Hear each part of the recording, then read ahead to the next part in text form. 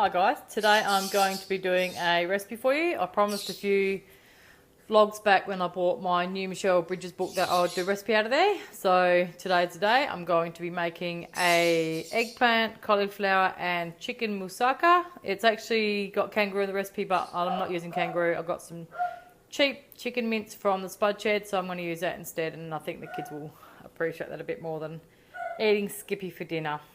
So I'll show you what I've got. This is Michelle Bridges' book that I've got that I'm cooking it out of. Food for Life it's called.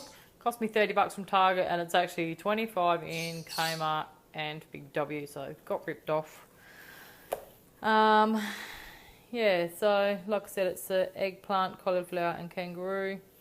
I wasn't going to use the eggplant, but I ended up getting some, as you'll see further through in the vlog. So your ingredients you're going to need is a nice big red capsicum, one big zucchini, 2 carrots, a couple of medium onions, some garlic, some oregano, some bay leaves, and I've got some salt and pepper in here. And in my big beautiful red pot, I've got some chicken mince. I've got 1 kilo in there, and I've just been smashing the crap out of it, just trying to get it all small. So I'm going to cook that chicken mince first, and then I'm going to take it out and I'm going to put the veggies in. Okay, I've chopped up the onion and carrot. I'm going to put them in first because they're going to take longer. Alright, so I've chopped the capsicum and the zucchini up. Chopped them up about the same size, just sort of cubed them up. Okay, this is looking really good. You're also using a jar of passata to put in this. I'm going to add some garlic. And you know me, I don't measure nothing. I'm just dipping the stuff in because I love it. Putting my salt and pepper in. And I'm also adding in my favourite oregano. If I can do that without shaking the crap out of the phone. Sorry guys. Now I'm just going to let this cook for a little bit longer. Get these veggies a bit more soft. And then I'm going to add the mince back in. And I'm going to add the jar of passata, and I'm just going to let this cook I'm going to leave it for a couple of hours, and I might pop it in the oven. I like it better on there because at least I know it's not going to burn on the bottom.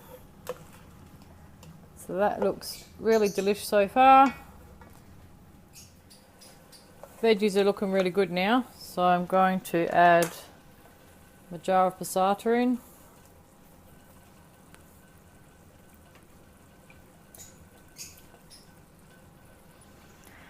And I'm going to add the chicken mince back in.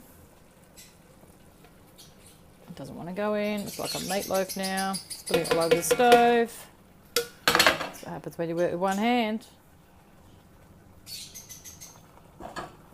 Okay. So that's all in. Just going to give that a bit of a mix now. Alright, I've added another jar of passata in here because the recipe out of the book is only 400 grams of mince, and I've used like 1 kilo. So that looks pretty good now anyway. So I'm going to pop the lid on. I'm going to put it in the oven for a while. I'm also going to add in my bay leaves as well. Nearly forgot about those. Hide them in there. Smells really good too. Into the oven she goes. And if I had some chicken stock cubes or chicken stock, I'd probably put about 1 cup into that as well. Not the recipe, but I think it would just add a little bit more flavour. And yeah, I haven't got any because I made a beautiful big soup yesterday and I used all of them, and I had heaps of them too. Alright, I've just chopped up 1200 grams of cauliflower, and I've got it in the steamer. I'm just going to put the lid on. And I got that from, I just roasted the spud shed and grabbed another cauliflower. I didn't have enough. And I changed my mind and I actually got some eggplant. Shouldn't be too bad in this. I have tried it before. I don't mind it so much, but it's the rest of the family whether they'll like it or not. But all will be revealed. I've just sprinkled some salt on it. Brings all the moisture out of it and the bitterness as well. So I'm just going to leave that for a bit. And then I'll show you what's next. Okay, the cauliflower is steamed. I have got my processor out and I'm going to process all the cauliflower And to that I'm going to be adding 4 tablespoons of fresh chives, just from my garden. I've got 2 tablespoons of grated Parmesan. I've got some lemon juice here, which is 2 tablespoons. I've got 4 teaspoons of olive oil, and I've got 1 cup of almond milk as well. So that's all going to be mixed together, and that's going to be the topping for it. So I'll get that going. I'll show you what it looks like. Here's the cauliflower mashed stuff to go on top. She calls it cauliflower cheese, but doesn't taste anything like that. But I'm going to season it up pretty good once I put it on top, so it should be okay. And over here I've got the chicken mince stuff all done. And I've got my eggplant. I've just chopped them in half, and I'm actually going to do it like this so I can fit more in. See how we go. Then I'm going to put another layer on top. And hopefully I can get some good layers in there. Sorry guys, I'm too busy looking with my eyes, not me.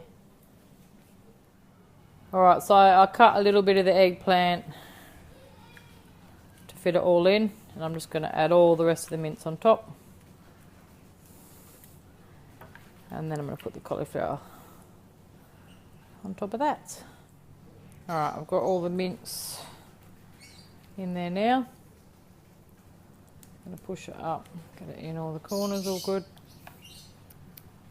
I'm pretty sure it's going to bubble over. It's pretty big dish. I've still got the cauliflower to go on top yet. That looks pretty good. Alright, so I'm putting the cauliflower, so I don't mind the background noise. Little dog's going off. Putting the cauliflower all over the top. Yeah, I'm just going to smooth it all out.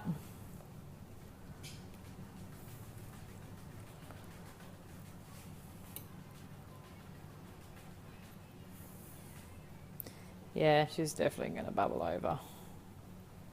It's a bit crazy.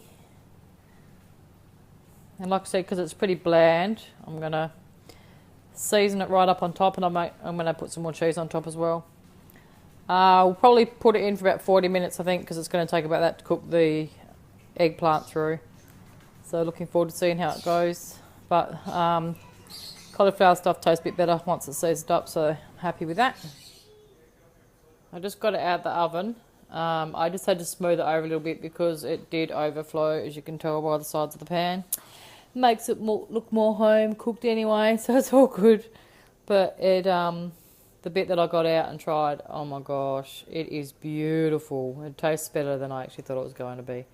So I'll dish it up and then I'll show you what it looks like once it's done. Alright, here is the finished product, the moussaka with some steamed vegetables and a beautiful little dinner roll with some real butter. Looks pretty good to me. That concludes my moussaka. Give it a go. I will put all the ingredients in the description below. If you liked it, give it a thumbs up, and don't forget to subscribe to my channel if you haven't already. Yeah, give this recipe a go because like I said, it is beautiful. It tastes really good. Thanks for watching. Bye.